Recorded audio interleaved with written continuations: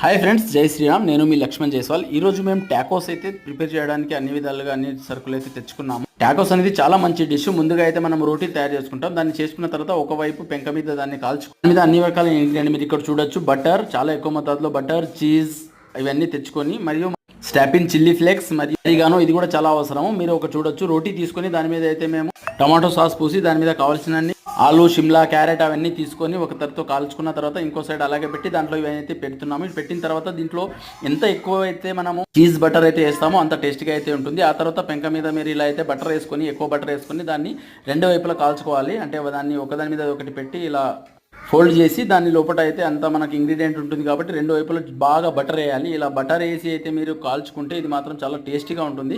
మేమైతే దీన్ని తయారు చేసి తర్వాత అయితే తిన్నాము. తింటే మాత్రం చాలా సూపర్గా అయితే ఉంది. మీరు కూడా ఎప్పుడైనా కావాల్స్తే ట్రై చేయండి. వీడియో నచ్చితే లైక్, షేర్, కామెంట్ చేయండి.